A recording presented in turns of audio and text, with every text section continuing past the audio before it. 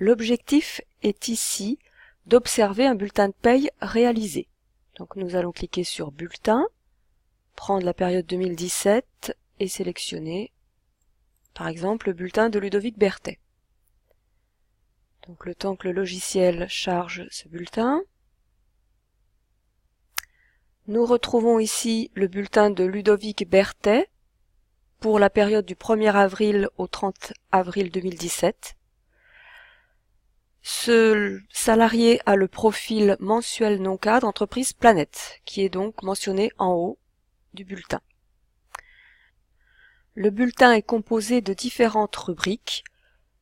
Par exemple, les rubriques de brut, qui sont écrites en vert, qui nous permettent d'arriver au total brut sécurité sociale, puis les rubriques rouges, qui sont les rubriques de cotisation, donc qui viennent ensuite, et enfin les rubriques de net, qui sont en bleu, où on arrive au final au net à payer.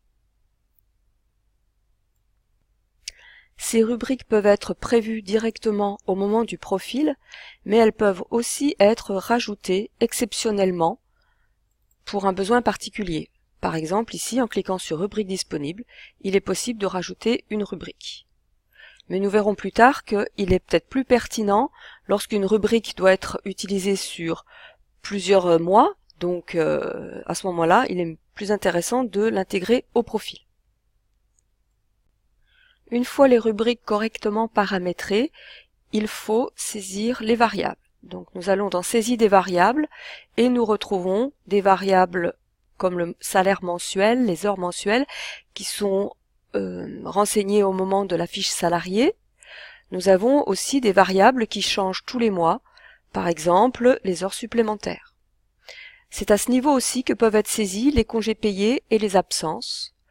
Donc nous pouvons observer ici que les congés payés sont acquis de 2 jours et demi par mois, donc la méthode des jours ouvrables.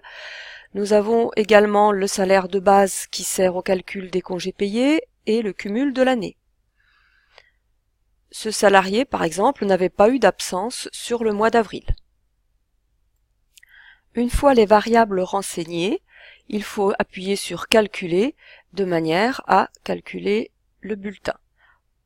En bas de bulletin, nous retrouvons les éléments classiques de cumul sur le bulletin et sur l'exercice. Il est possible de visualiser le bulletin tel qu'il sera transmis au salarié. Voilà.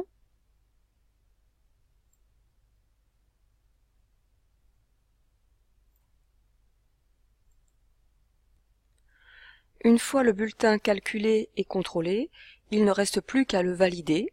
Donc ici, le bulletin a déjà été validé puisque la période est terminée. Voilà donc pour une présentation rapide du bulletin de paye. Nous allons maintenant entrer dans les détails.